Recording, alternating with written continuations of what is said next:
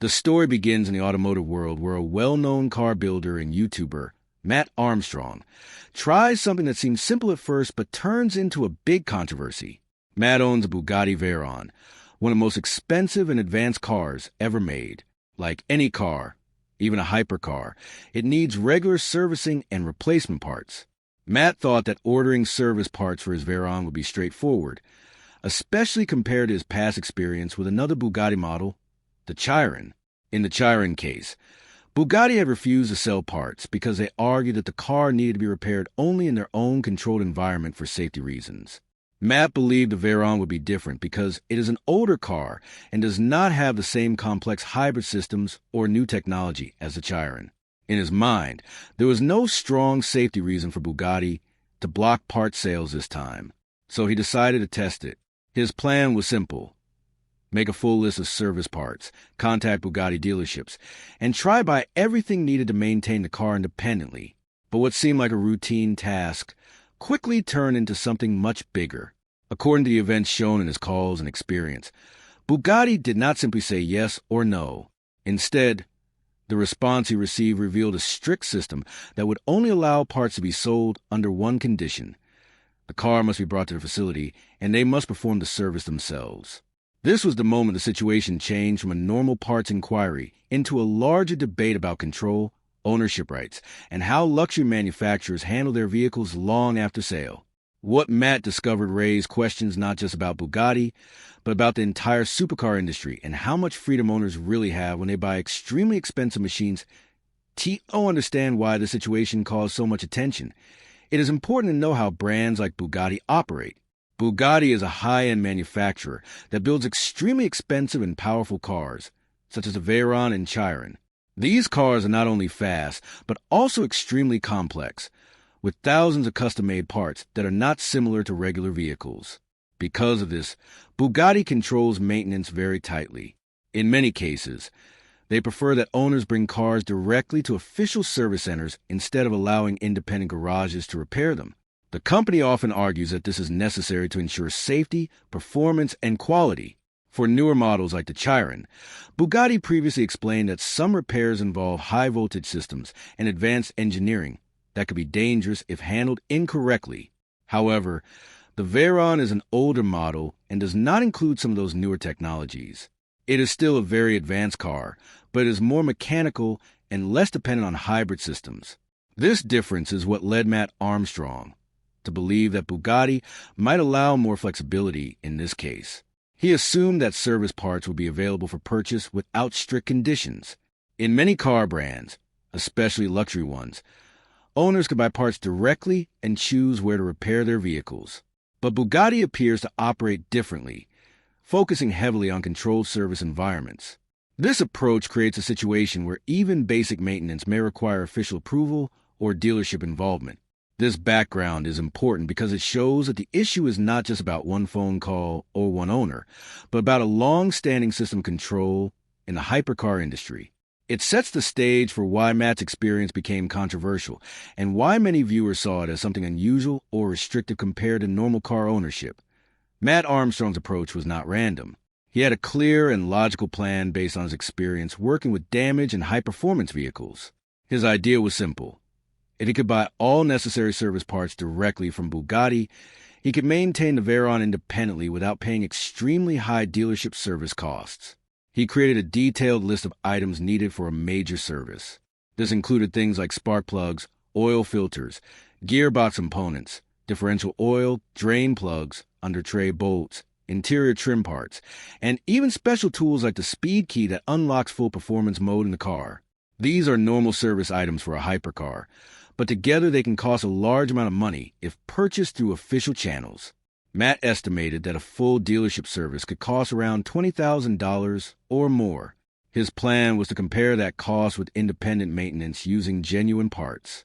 In his mind, there was no safety issue preventing him from doing this, especially because the Veyron is fully built and not being structurally repaired. It was simply routine maintenance. He believed Bugatti would understand this and allow parts to be sold. He also thought that since he had worked with damaged cars before, he could handle the maintenance responsibly.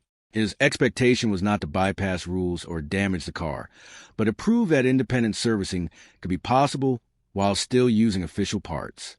This plan was important because it highlighted a growing trend among car enthusiasts and rebuilders who want more control over how they maintain their vehicles.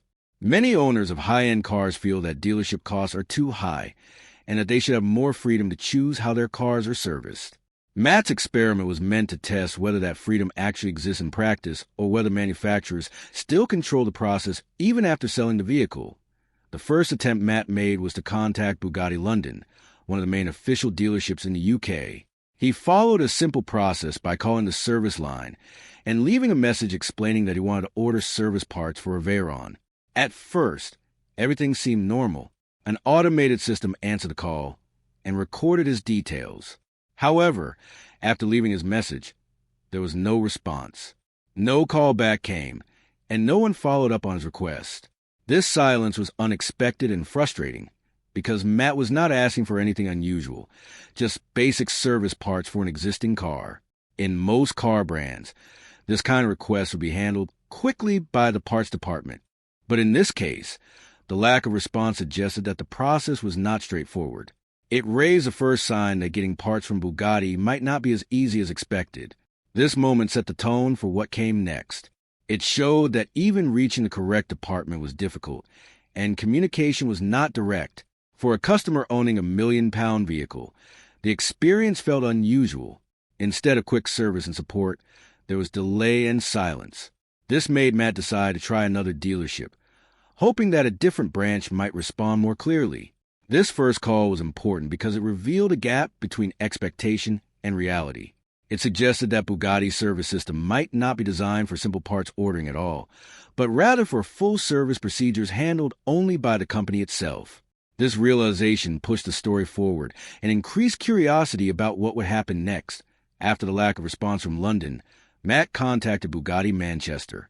This time, he reached a real person in the parts department, which immediately made the situation more active. He clearly explained that he wanted to order service parts for his Veyron. The response he received was direct and very important.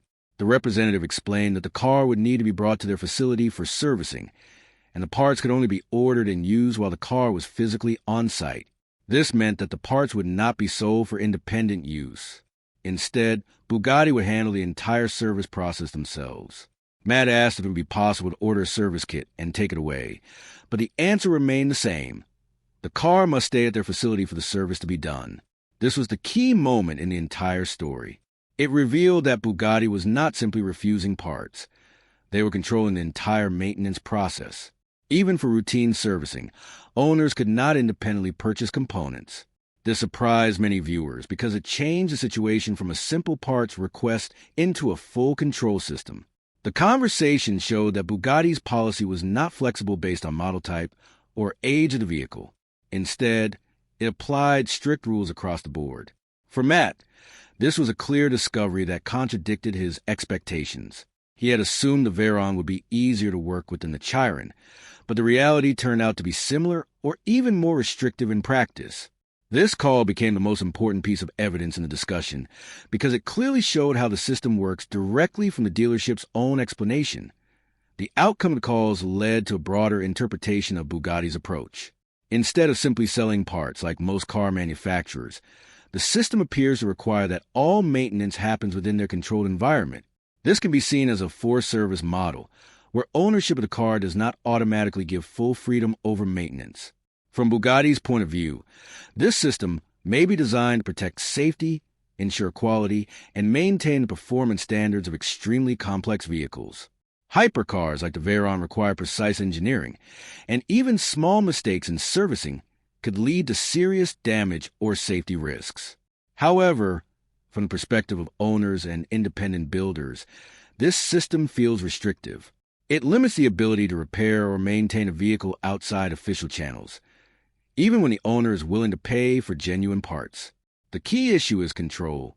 By requiring the car to be present at their facility, Bugatti ensures that all service work remains under their supervision. This eliminates independent repair options.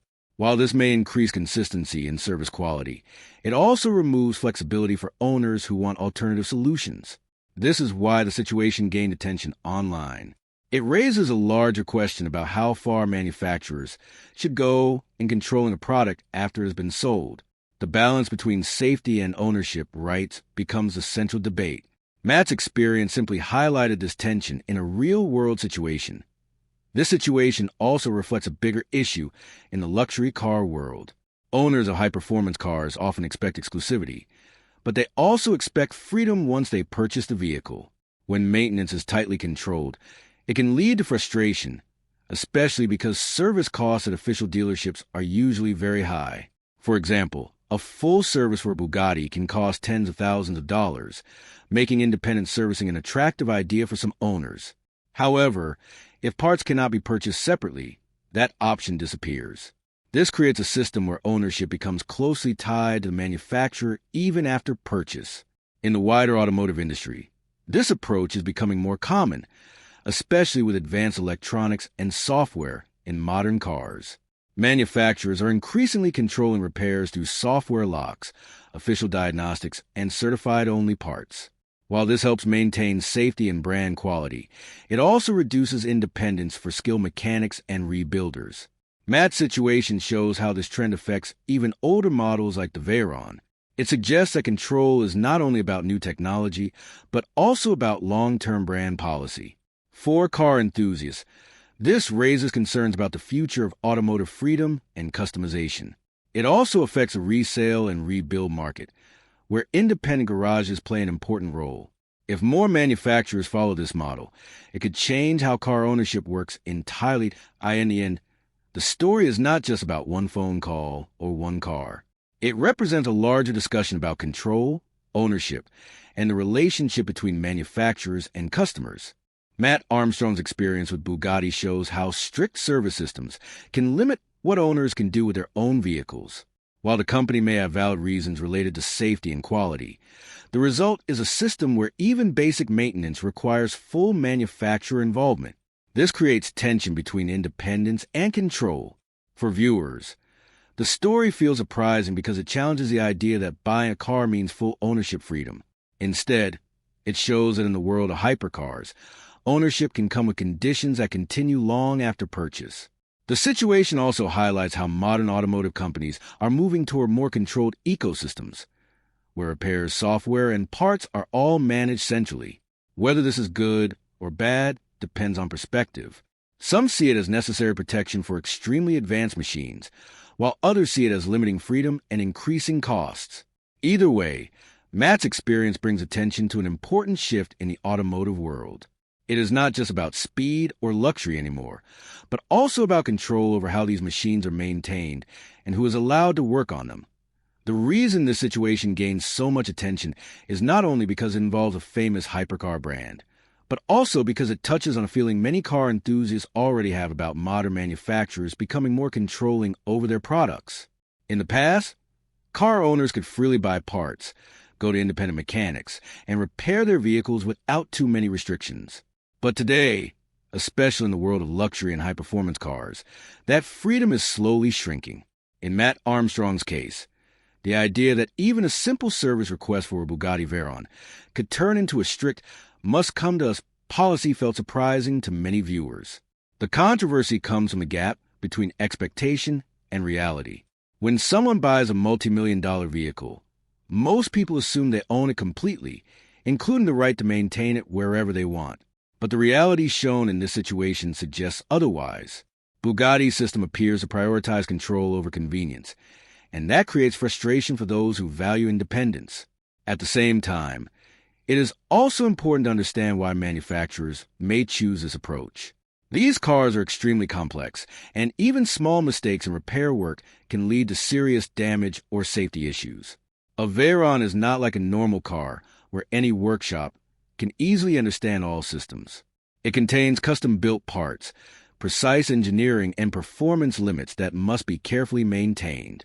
From Bugatti's perspective, controlling the servicing process ensures that the car stays in perfect condition and avoids risks that could damage the brand reputation or endanger drivers. However, the controversy grows because this reasoning does not always feel balanced to owners. Instead of offering flexibility, The system removes choice entirely. This creates a feeling that ownership is conditional, even after paying full price of the vehicle. That emotional reaction is what made the situation spread quickly online, as viewers debated whether this level of control is fair or excessive in the modern automotive world. To understand Bugatti's approach more clearly, it helps to look at how dealership systems work in high-end automotive brands. In many luxury and performance car companies, dealerships are not just sales points. They are fully controlled extensions of the manufacturer. They follow strict rules about servicing, parts distribution, and repair procedures. This ensures that every vehicle receives consistent treatment regardless of location. In the case of Bugatti, this system appears to be even more strict than most. The requirement that a car must be physically present at the facility before parts can be ordered suggests a fully closed service ecosystem. In simple terms, this means that Bugatti does not just sell parts, it sells complete service experiences. From a business point of view, this model has advantages. It allows the company to maintain quality standards, protect intellectual property, and ensure that only trained technicians handle extremely sensitive components. It also helps maintain brand reputation by preventing poor repairs from independent workshops that may not fully understand the engineering. However, this system also reduces flexibility for customers. Owners cannot simply choose to repair their cars in a way that suits their budget or location. Instead, they must follow the manufacturer's process completely. This is different from traditional car ownership, where parts are widely available and repair options are open.